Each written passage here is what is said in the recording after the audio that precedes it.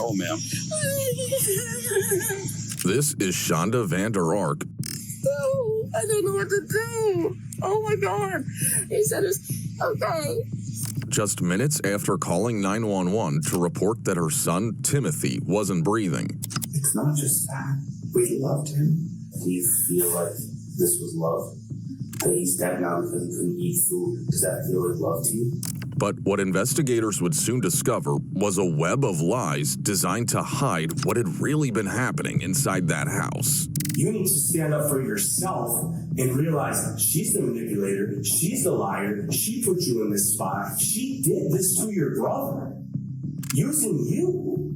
Do you not see that? That she used you to do this to your brother.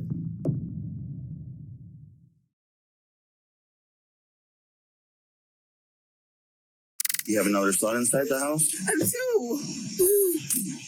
Yeah. Are they sleeping still right now? One of them is, yeah. The 20-year-old's awake. Officers are trying to piece together how a 15-year-old boy ended up dead in his own basement. It started on the morning of July 6th, 2022. At approximately 6:30 a.m., officers with the Norton Shores Police Department responded to a 911 call from a mother reporting that her son was not breathing at their home on Marshall Road, Michigan. When officers arrived at the scene, they were directed to the basement of the house. There, they found 15-year-old Timothy Ferguson lying unresponsive on the floor. Beside him was his frantic mother, Shonda, attempting CPR. EMS quickly took over, but upon evaluation, it was determined that Timothy had no pulse. He was pronounced deceased at the scene, and as paramedics worked inside the basement, officers began asking questions. Now, you said the last time you saw him was 5:30 this morning? Yeah. Did he say anything? He had fallen out of bed. At 5:30? Yeah. You sure it wasn't earlier? I mean, it's possible. I thought it was 5:30, but So you heard him fall. yeah. That woke you up? Yeah. And you went down there and he was... And I helped him up. I asked him if he wanted something to eat because the first time I noticed anything on even his face was last night. And he said, "No, I'm not hungry." I said, Did you hit your head?" And I checked his head to make sure he didn't have anything. I noticed he has some scratches on his face. I'm like, "Are you okay?" "No, I'm fine." And then I watched him get back up on his bed. And then I went back upstairs. And then I woke up and wanted to check on him this morning when I was getting ready for work. So I went down there and I said something. I didn't see him wake up, and I shook him and didn't respond. Was he on the bed when you came down there? Yes. And then you pulled him down and started CPR? Okay. I called 911. But even in those first moments, something wasn't lining up. However, what officers observed next immediately raised concerns. Timothy was severely malnourished, reduced to skin and bones, with visible bruising across his chest. Like, that's messed up. And as if she's like, "Oh, I just noticed he was skinny just yesterday." Like, no, that takes a long time. You don't just get skinny like that just after one night there. That takes months, like, probably. That's messed up. As if she's trying to, like, get away with that. Body had already begun to stiffen, indicating the onset of rigor mortis. This suggested that Timothy had likely been deceased for hours before emergency services were contacted. If that was the case, why was help only being requested now? A brief look around the basement only deepened the suspicion. Multiple webcams were mounted and appeared to be positioned toward Timothy's bed. And in an open drawer beneath the bed, officers located a pair of handcuffs. At that point, what initially appeared to be a medical emergency began to take on a very different tone. Given what they had just seen, officers needed answers, so they started pressing Shonda on a detail that stood out the most: Timothy's physical condition. How could I have missed that? He's been wearing baggy. I mean, he's wearing a hoodie, for crying out loud, and I just didn't. His face didn't look like that. What the heck? That's like, no tears, you know. Just doesn't care. I asked him to eat last night because his face started looking a little thin. I'm like, okay, enough. And he wouldn't show. I'm like, let me see. Hold your shirt up. And he wouldn't hold his shirt up. He wouldn't do anything. Did he get real skinny last time too? Yes. The only reason I know is because my 7-year-old walked in on him accidentally when he was in the shower downstairs. And then my 7-year-old comes up and he's like, Mama, Timothy's really skinny. Like, there's no way this kid was going to school. The school would have reported it. So there's a lot of questions here. I was like, oh.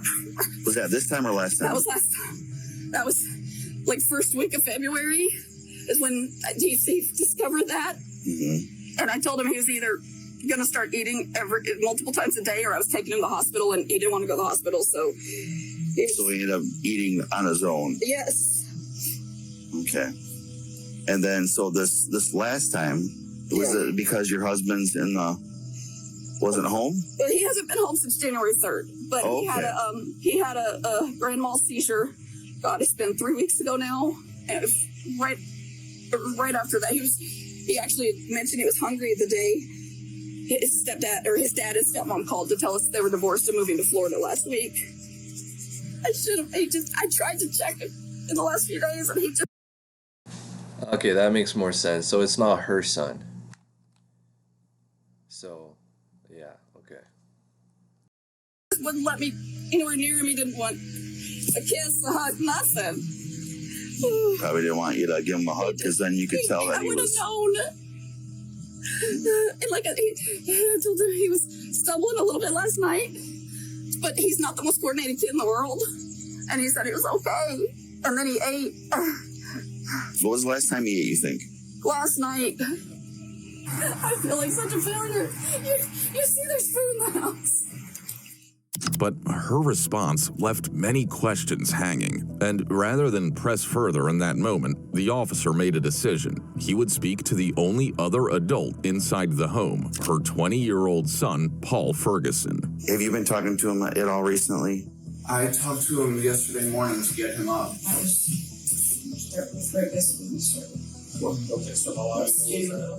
Did you know that he was in this hunger strike? I think did I tell you or not? I don't know if I did or not.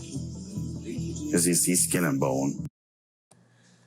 Looks like mom is eating all the food. Look at her. Just giant sack of shit. I know. And how did he? He's really. Well, he doesn't communicate with him hardly at all. Like, they say hi and they don't. Yeah, he's. As the officer continued trying to question Paul, it became clear the conversation couldn't happen with Shonda in the room. As they tried to question him, Shonda repeatedly spoke over Paul, answering for him and steering the conversation before he could respond on his own. So, like, how sick do you have to be to torture a kid and not let him eat? And I bet it's like her husband was away. That's his son from a different marriage. She was just like torturing him. You get their kicks from torturing people because you feel so shitty about yourself. Like, these people are messed up. So officers separated Paul from the house and brought him to the station. And while he waited there, detectives moved quickly. They obtained search warrants, and once inside the house, what they found changed everything. There were zip ties on the bathroom floor, leg shackles, multiple empty bottles of extreme regret hot sauce, and locks installed on the refrigerator, freezer, and pantry doors. Detectives even found a blue tarp inside a closet that carried a strong odor of urine and feces, suggesting it had been used for more than storage. But it was the thousands of texts between Shonda and Paul, many about Timothy, that shifted the call from an emergency to something far more serious. With that evidence in hand, detectives returned to the station. Shonda's interview had run its course. Paul, however, had agreed to sit down for a formal recorded statement. And now, it was his turn to explain what had really been happening inside that house. I know that night Timothy did eat because we had pizza. He had 3 slices. Hold on, stop you for just a second. Yeah, sorry. That's okay. I don't want to talk anything specific about the case just yet. Since the police showed up at your house and they brought you down here, I want to grab you some rights before we talk about that sort of thing. What I do want you to know, though, is that we went through the phones, okay? Okay. And we're beginning to go through the phones. And there's a lot of evidence in the phones, and I know that you're kind of aware of communication between yourself and your mother. Yes. And those sort of things. And that's kind of what I want to talk to you about. Yeah. But, I mean, certainly, those are very serious things that you guys are talking about. Yeah. And after making it clear he had already reviewed the messages, the detective asked Paul to walk him through what he had seen on his phone. I just jumped right into it. Yeah. I know that we talked yesterday. Yeah. I know that not everything that we talked about was the truth yesterday. That's okay. You don't have to feel bad. You don't have to feel guilty about not telling the truth to me, okay? And let's try to get to the truth of what really happened with your brother, because he deserves that. I mean, there's clearly a lot of messages about stuff that you guys are doing with him, about what he's eating, about restricting his food. How did that all work? Like, what was he allowed to eat? We stopped the food restrictions recently because we had noticed his thin. We wanted to get that back on. We didn't want any of this. We never wanted him to be injured or hurt. I loved him so much. Yeah, I can tell that. I can certainly tell that. When you say we, you're talking about your mother. Yes, she loved him. We wanted what's best. Yeah. The thing is, he was stuck in the past. Okay. What, so you stopped the food restriction. When did that kind of happen? Like, ballpark that for me. 2 weeks, approximately. We were hoping that we could get enough where it would be safe, and then we could continue to add it back to where we wouldn't have to worry, and we could. What were the restrictions? We made sure that it was still something that gave him enough calories and everything. There was rice or bread, and like I said last week, he got pizza. Okay. As Paul talks, he shifts the focus to discipline, describing the restrictions as ordinary household rules, as if nothing about them was unusual. But to the detective, the explanation only raised a more troubling question. What were they in place for, like, in the first place? Sneaking food over and over and over. We've tried everything. We were nice. We tried different consequences, but he just couldn't ever listen. What were some of the other types of consequences? Like prior to, like, are we talking, like... We did take away his devices because that was also because he wouldn't stay on his school sites and would just go and try and play games or watch YouTube. Okay. But the thing is, he should have been held back so much. Yeah. But he passed all of his final exams. And so I don't think it was my stepmother. My stepmother was amazing. Yeah. How was he in school and nobody reported that he was so skinny? Like, unless it's like the summer break, and that's when they really started restricting more food or something, but that's kind of weird. Usually the school would have noticed that he was that skinny and would have said something. But I believe it was my father's doing. Okay. When Paul brings up his father, the detective sees an opening and leans into it, positioning himself as someone willing to listen. So, you guys lived together back in Oklahoma? Yeah. What was life like back there? Hectic. Okay. My father had kicked me out after, I think May 2 years ago or so. So like May of 20? Yeah. And I managed to get my bio mom's number at that point and was capable of talking to her and telling her how all of this had happened. Yeah. And I also asked some of the things about what Dad had told me, the whole, did you really not care? Right. And from what he told, and I'm pretty sure it's scientifically impossible that she had her tubes undone to look for Gabriel, which, from what I'm guessing, that's an impossibility, isn't it? Oh, okay. So he's a miracle. He's a little miracle child. Sure. He is a blessing to this world. Yeah. Does your mom feel like that? Certainly. That he's a blessing. Of course. Yeah. She loves him so much. Yeah. She loved every single one of us, but my dad's controllish, freaky nature was just... He didn't want her having any contact and screwing all of his control up. Okay. At the same time, the detective tries to establish his relationship with Shonda. And that was the thing back in Oklahoma where I had problems with emotional release. I was so terrified of him that I didn't ever want to release any of the negative emotions I ever had around him. There were times where I wanted to say no, but I was so terrified that I just couldn't. Here, I can release my anger, and I do it in the right ways. I never do it in any way that I'm not Yeah, see, he can release his anger by torturing his little brother and not letting him eat. supposed to.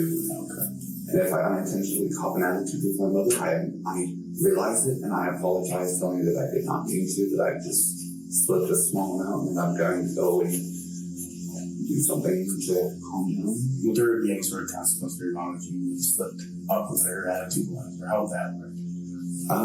There were times when I would cop an attitude that was unnecessary, and she would have me get off devices for maybe 15 minutes, because usually that was what it was revolved around, because I'll be honest, I have an addiction to my devices. Okay.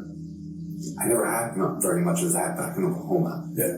My dad was strict. He didn't even give me a phone. My sister and my stepsister had phones before I did. And that was due to the fact that he could not raise a male. Right. So now you're in work. I know we talked yesterday about how you pay bills. Yeah. And unlike my father, she doesn't force me to give her half of my paycheck. He forced that on me. Yeah. And I was working basically minimum wage at both. Yeah, that's tough. He asked to borrow money. He never paid it back. And my mother has paid it back every time. I love him, but most of the respect I had for him is gone. As Paul talks, it becomes clear how deeply manipulated he had been by Shonda. But there's something Paul leaves out. While living with his father, Timothy was attending school regularly. His teachers described him as engaged, improving, and even doing well under that structure. But after returning to Shonda's care, he was withdrawn from school entirely. And once Timothy wasn't in front of teachers anymore, there were no outside eyes left to notice the weight loss. Yeah, that's what I thought. That's what I thought. And while Paul sits in that interview room trying to explain it away, the detective receives Timothy's autopsy results. And what they reveal changes everything. Timothy's cause of death wasn't sudden. It was a slow decline, one carried out with intent. He was extremely dehydrated, hypothermic, and severely emaciated. That confirmation, confirmed with the text messages, shifted the case from a suspicious death to a homicide. The detective then slowly steers the conversation toward Timothy's mother, confronting Paul directly with the evidence. I saw on your phone that you had sent a couple of pictures to your mom. Yes.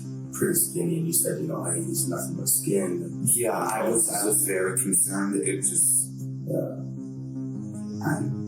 what do you think that maybe would have been a good time to take him to the doctor, or? Yeah, honestly, that probably would have been one too. And then you sent a picture of like his legs that was just basically gone, right? So yeah, he can't stand, or something along the lines. Yeah, but the thing is, before yesterday, and I think the day before, he could walk. Yeah. He might need a little support every so often, like he put his hand against the wall or grabbed the rail of the stairs. But after a couple of seconds, he'd let go and be fine. Okay. It was never anything major. Yeah. When was like the last time he was really like talking to you, like able to have a conversation, or at least try to have a conversation?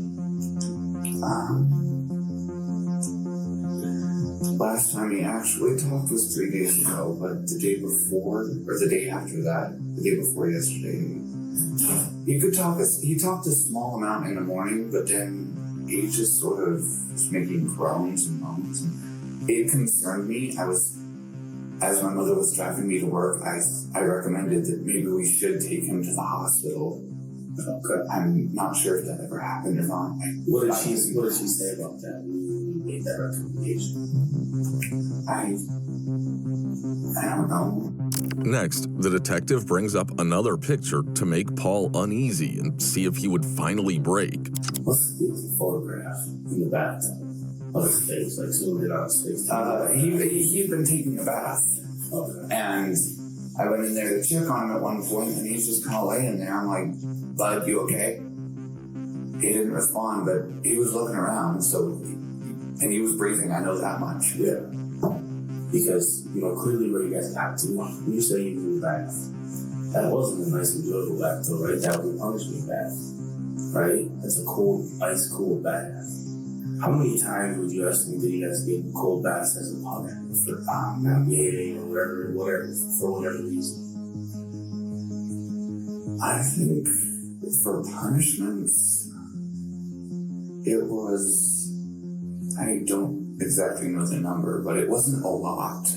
Are we talking like 5, 10, 20, every day, every other day? Like any idea? 5. Yeah.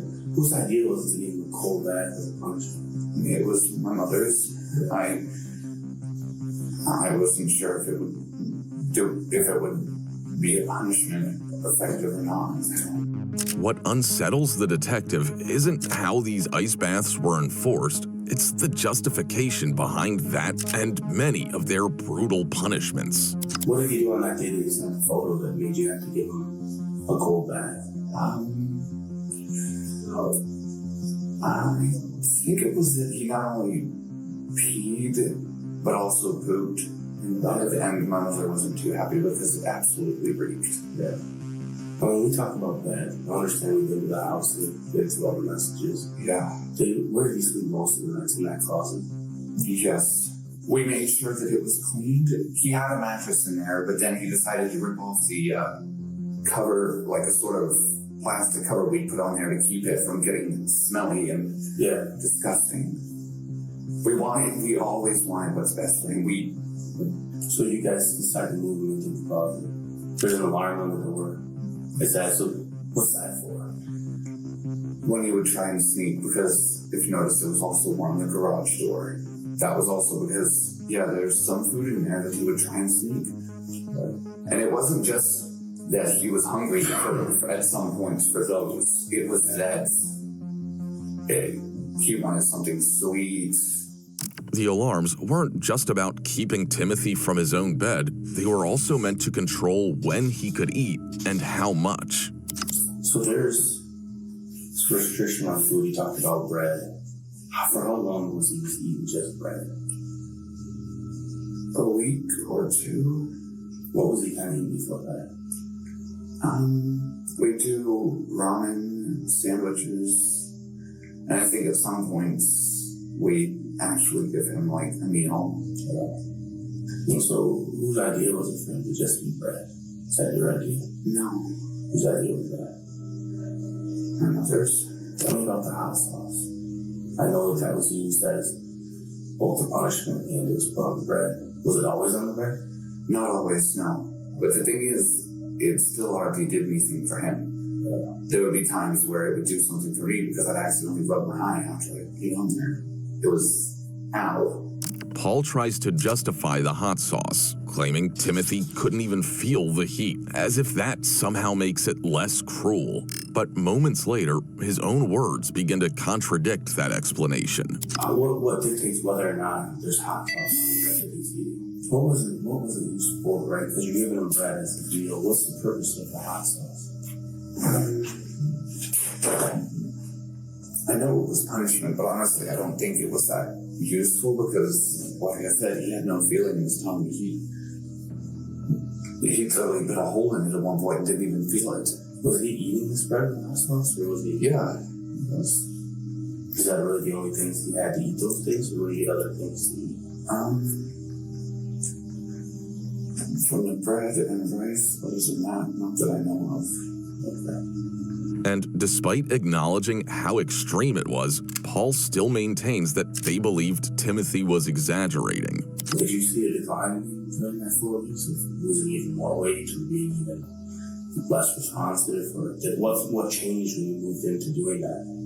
I think it was that there would be times where it would take him a moment to respond. At first, I thought it was just him acting, but then I was getting concerned. I think a week or so, maybe. That his responses are delayed? Yeah, because there was one point where he did that, but it was before he was thin. Yeah. And it scared the crap out of me, but then he admitted to my mother later that day while I was at work that it was an act. Okay.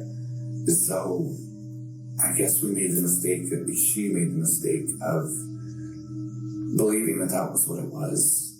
Paul slowly begins to grow defensive, and before he can shut down, the detective turns up the pressure by confronting him with inconsistencies in his mother's story. I know that when we talked yesterday, you fired your mom. She was lying about some stuff, right? I know that she's a good person. I'm not doubting that at all. Yeah, I mean, we never wanted any of this. but you also know this, like I know. It's one of the things that she was talking to us about, the truth, right? About, she said she didn't know there was a camera in the bathroom. But the fact of the matter, she asked you to put the camera in the bathroom, right?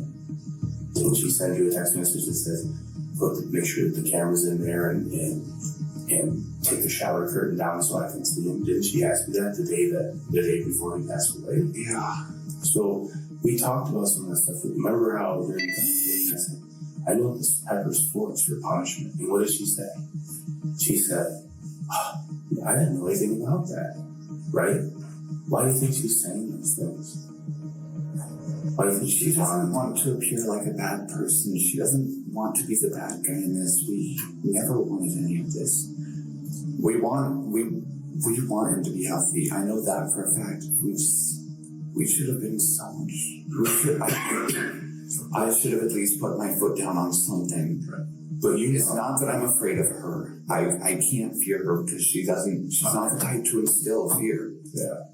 I don't know if that's also what caused him to sometimes lie about things as well. Was that he still had this fear of Dad, and then he thought she would be the same. Yeah. That could very well be the case. She's nothing like him. That much I know. She's like. Once the pressure starts to build, the detective uses a bit of psychological pressure, a small trick meant to unsettle him and see how he reacts. Tell me about the handcuffs. I know that once again, she took no blame for that, right? And knew that she put it all on. She put it all on you. She said that was your idea and that those were yours and that you did those things. But I think that's not the truth from what I read on here. What's the real truth on that? She never did any of this to be harsh. Listen, I'm in no way questioning whether you're not cared or any of those things. I'm not. But the reality is we just have to talk about how we got to this point and how these decisions were made. So I don't want you to think that. We also did stop the leg cuffs, I think, a while ago because we noticed that his ankles were swelling. So we stopped that because we didn't want his legs to become irreparable. How often were you guys putting leg cuffs on before that? Was that something like at night to stop him from moving around, or what was it for? I think we did it once or so. Once, maybe twice at night. I'm so lost. I just don't know what to do. What about handcuffs or zip ties? What did you guys use those for? The zip ties were either to fasten the vibrational arms to his belt during the day. Yeah. Or to put it on his wrist, not too tight and I would make sure, after the first time we did it, I would make sure to cut off the end of the zip ties because I had them loose. And then he decided to tighten them to where they were nearly cutting off the Vibration alarms for when he moved? Like, man, you guys are really sick people. Like, wow. circulation. Yeah. Were you guys ever zip tying his hands together? His hands, I think we did once when we had a pair of them the zip cuffs. But again, I cut those off to make sure that he wouldn't tighten them. Yeah. What was that for? Why would you use those to Normally we have him do this. It was something that I'm not sure if it was my father or my mother back when they were together. But when we were put in timeout, we'd be told to do this. And so sometimes, though, he'd try and do stuff like this, or just try and put his hands down or down by his side. So we do that to keep them up there. How long do you think that goes on for? Was this for a couple hours, 8 hours, 10 hours? Normally the maximum was 3. Okay.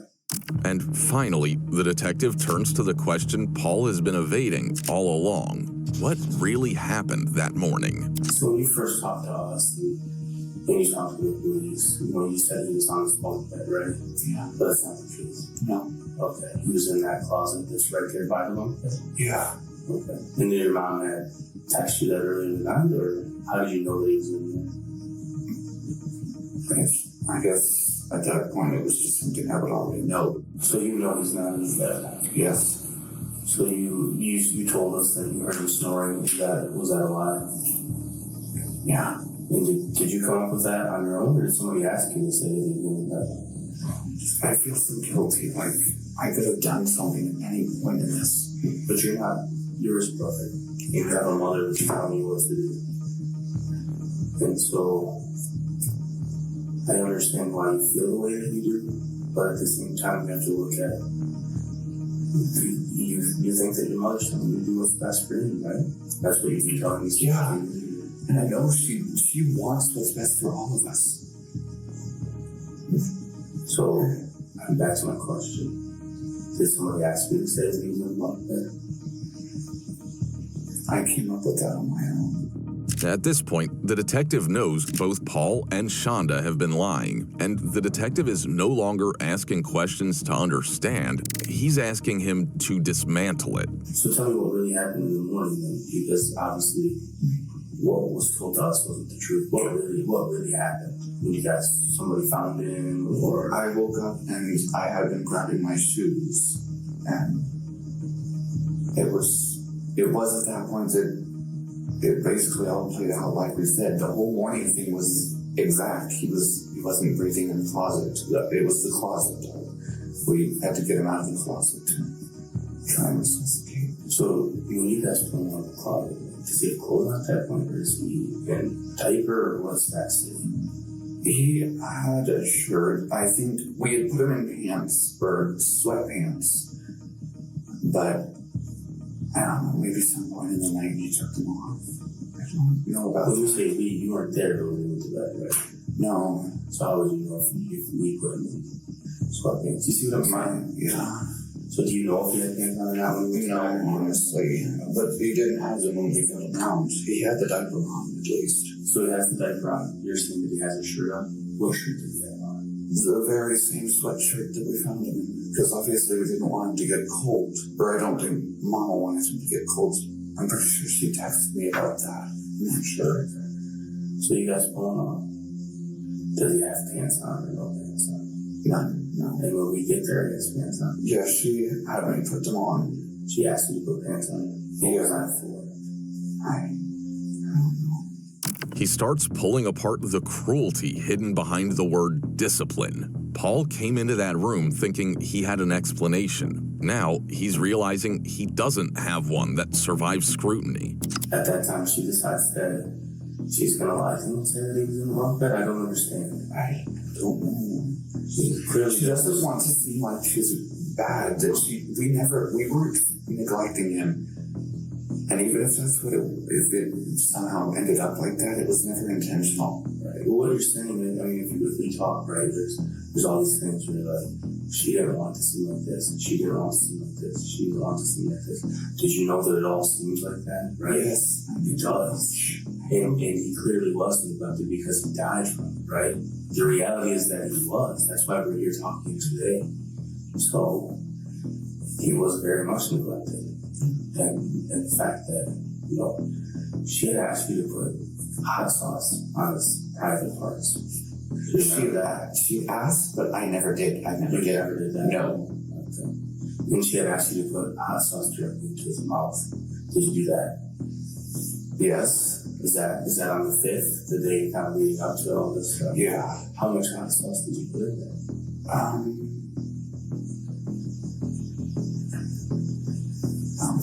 Yeah. And then whose idea was that to put that hospice? Hers. And what was the purpose of that? Again, she thought the whole unresponsive was an act. She thought it was an act. Which clearly, very clearly it wasn't. Yeah. How do you feel about lying during this? How does that make you feel? I just hate it. I know she doesn't want to be the bad guy. She never wanted this. We loved him so much. And I don't think it's about love at this point. I think it's about not knowing what to do, not knowing how to handle the situation. we didn't know how to do anything. I don't think you never. The truth was, Paul knew exactly what was happening in that house, and as an adult, he chose to go along with it anyway. And like there's a song where you and your mom agreed to tell the same story that he was in the bunk bed, or how does that happen? You couldn't have both just possibly made up the same story. No. So what happened? She told you, right? She told you what to say. It's okay. She told you what to say. Because why? Did she tell you why? Because it'll look bad for you guys? It's not just that. We loved him. Can I ask you this, like straight up? You keep saying love. Do you feel like this was love? That he's dead now because he couldn't eat food. Does that feel like love to you? No. He's dead because he couldn't eat. No. And I don't know anybody that thinks that's love. What I think's happening is your mom's convinced you that she's this perfect person, and she's asking you to do all these things that are literally killing your brother. She's not perfect. How is that love? How is love? How is love ice baths? How is love handcuffing? And how is love restricting movement? And how is love hot sauce in the mouth and only eating bread? What if you only got to eat bread? How would you feel? What if you only got to eat bread with hot sauce? Would you eat? No. But it wouldn't take you long to be very much skin and bones if all you got to eat was bread and hot sauce, because how could you eat it? And how could you feel good about eating it? Was he throwing up stuff that he was eating? Forcefully, he would force himself to get it back up. Yeah, like recently, in the last couple of weeks. Yeah, he would force himself, honestly. You ever think it's because maybe it was painful? It's hot sauce. It's not like that just goes away. Did you ever complain about pain, stomach pain, pain from using the bathroom? Not that I know of, no. But this time, the interrogator will not let him shrink it down to something smaller than what it was. I do know that my mother, she's not perfect, but she's not a bad person. Do you know, can I ask you this? Do you know of any good people who starved a child to death? Tell me of one that you know. Tell me of one that you know. That's a child who has a lot of problems, right? That's not a child that's taking care of themselves. They can't take care of themselves because you guys are restricting where it can go and what it can do. And if he does something wrong, you're punishing it by giving him ice baths and hot sauce and only feeding him bread. How is that? How is that a loving person? How is that a loving mother? You know what that sounds like to me? And honestly, the worst mother I've ever met in my entire life is what it sounds like to me. I know, but she's not. Maybe she wasn't to you. Maybe she was a good mother to you. And maybe she wasn't to Gabriel. It sounds like she's a very good mother to Gabriel. But to one of the three children, she didn't care. She didn't say it. You can say it if you want. She starved him to death because he wouldn't stop taking food. Well, maybe he's taking food because he wants to live. You ever thought about that? Yes. Maybe he's stealing food so that he can survive. He's dead because he didn't get food. I know that.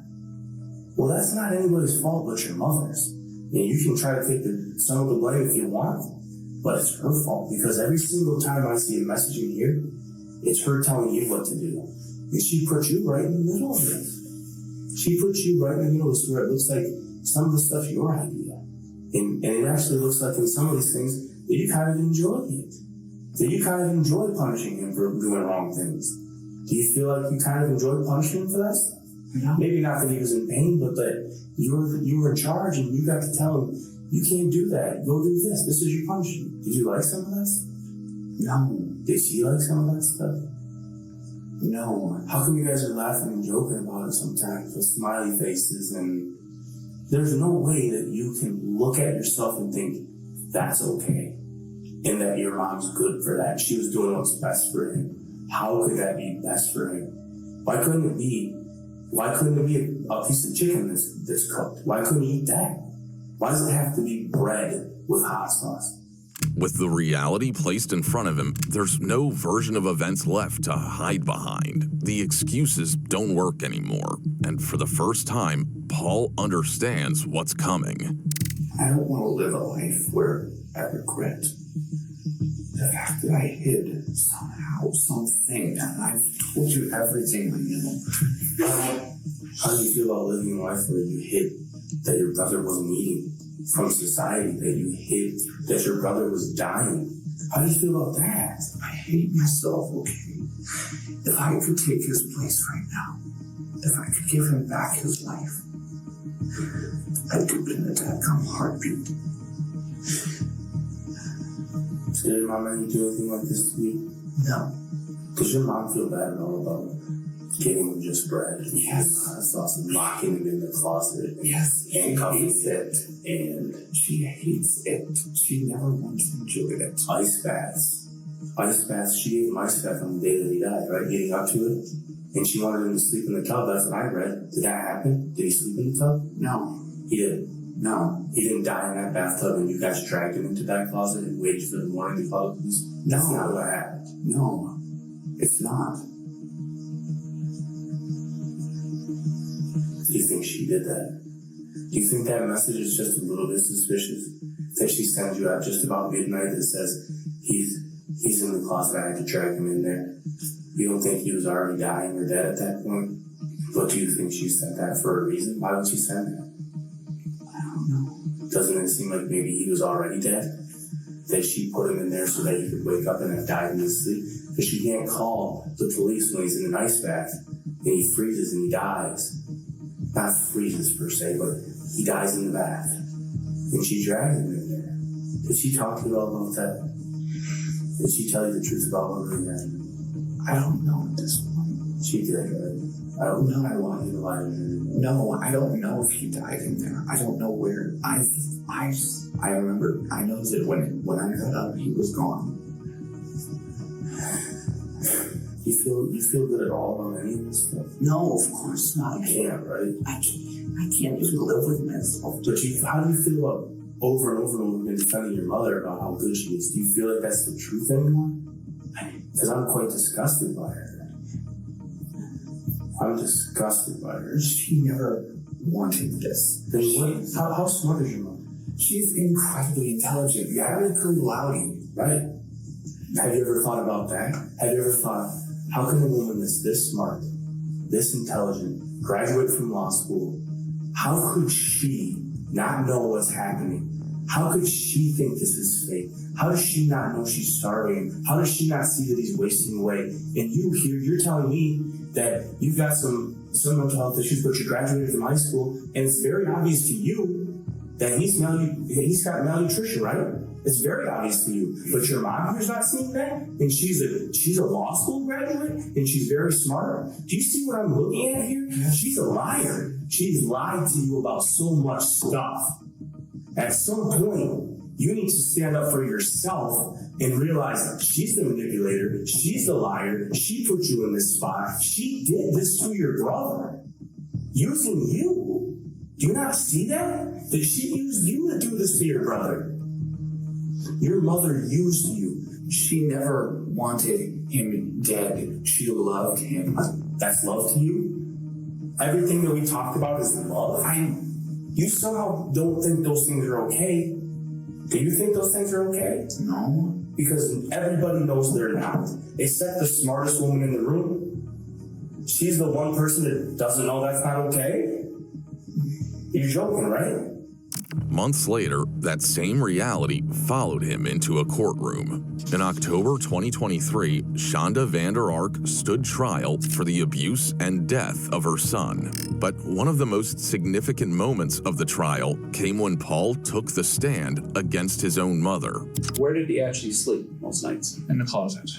What did you call the closet? Was there a name you used to refer to the closet? The small room.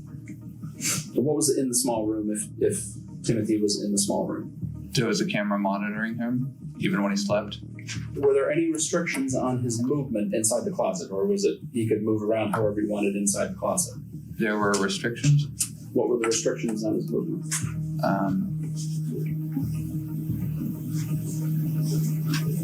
Hands on his head, normally. Hands on his head, is that what you indicated? Yes. Was that some form of discipline for him? Yes. On his knees and against the corner or wall of the room. And was he monitored to make sure that he was doing those things? Yes, sir. And for how long would he have to do these things? Several hours. And when he would stand against the wall, how long were we talking about that he would be required to do that? Hours, sometimes overnight. Did you utilize some type of alarm or alarms on his body to alert you if he was moving? A vibration detector, yes. Was there more than one that he was required to wear at times? At times, yes. Where were those devices located on his body? They were normally tied to the back loop of his belt, or the back loop of his pants, I apologize. And was there something placed on his wrist as well at any point? Handcuffs, and before that, zip ties, zip cuffs. When you say zip cuffs, are those put together with zip ties? Yes. And those were designed to restrict what? Movement. How was the hot sauce administered? Either slathered on bread or administered directly orally. Okay. And you would do those things, correct? Under my mother's orders, yes. The violence against Timothy was so brutal that when it was played in court, Shonda couldn't even watch it herself. This is hours before he dies, right? Yes, sir. You look like that when you put him in the bathtub?